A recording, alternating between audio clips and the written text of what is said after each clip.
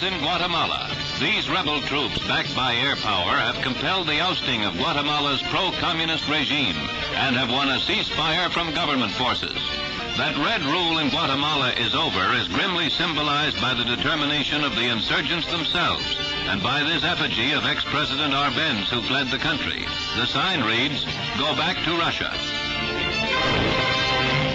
You know, there were some people during the Arbenz regime that said that there was a question as to whether it was truly a communist regime and as to whether it was controlled by Moscow.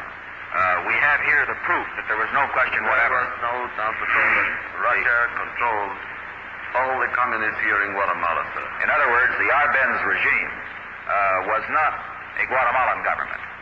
It was a foreign government controlled by foreigners. That's it, sir.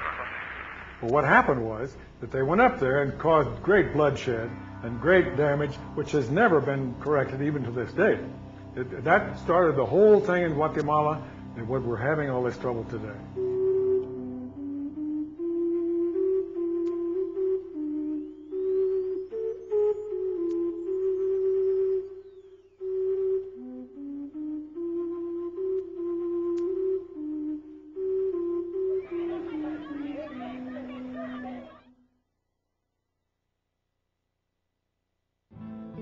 The only thing that can be done, of course, is to work with our Congress, because everything that happens in Latin America or any place else in the world begins in our Congress. Now look, are you in favor of killing somebody that you don't know?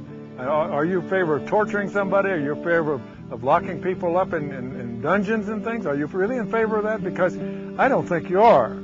And I think I can get that across pretty well if I get a chance to talk to them like that.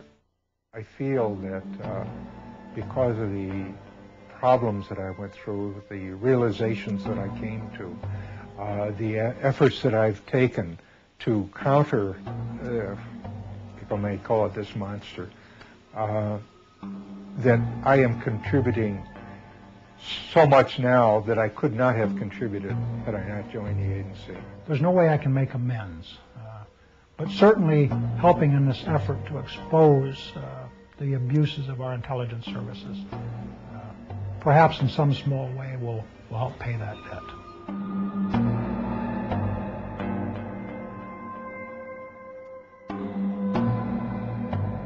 In an organization that celebrates loyalty and secrecy, the public confessions of these former agents have been hard to swallow. But as revelations of the agency's failures and deceit pile up, the courage to speak out has spread from one agent to another. I promise that I will do as much as I can for peace in Latin America. Thank you very much. A number of us have organized this group of former U.S. Intelligence people, and we are very serious because we have, and because of the experience we have, we believe that we should have a certain amount of influence in the Congress and in the government. Frank Church, the late chairman of the Senate Select Committee to study intelligence, concluded that covert operations was really a semantic disguise for blackmail, sabotage, assassination, whatever the United States wanted to do to influence other countries to its will. In small ways, Congress has pressured the CIA to reform itself. Hundreds of individuals who smuggled drugs, tortured, and murdered in the name of the agency have recently been purged from its payroll, and oversight committees have been created to monitor the agency's activities. One of my biggest jobs was to get the CIA to understand that they could do their secret operations at the same time that we were keeping the Congress adequately informed. Wasn't it easy to overcome that dichotomy, because the CIA people just assumed that if you told the Congress, it was all over the newspapers the next day. Wasn't really the case.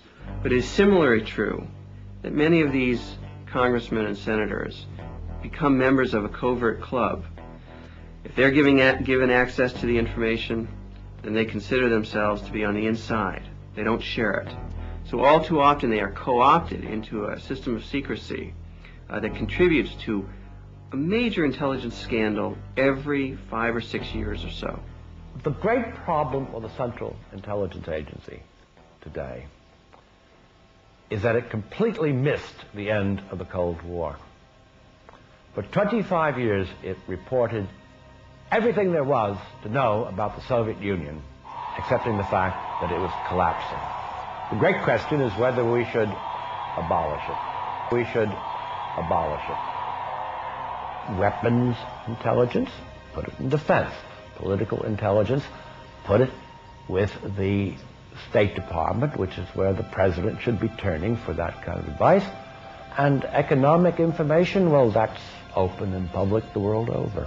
But until the American public know how much the CIA receives in money every year, and know how many people they have, and what they're doing all over the world, the CIA will continue to bumble along in some sort of romantic role that they've ascribed unto themselves, and the American people attribute to the CIA, because we know nothing about it. I believe that what is happening right now is that there is more and more information about CIA coming out, with freedom of information and some of the things that have been released declassified. We're finding out a lot of things, and I think that the American people are going to say, no, we can't do that. It's immoral. It's wrong. It's against everything I believe in. It's not patriotic. It's not good. It's not good even for our country. It certainly is not good for the world.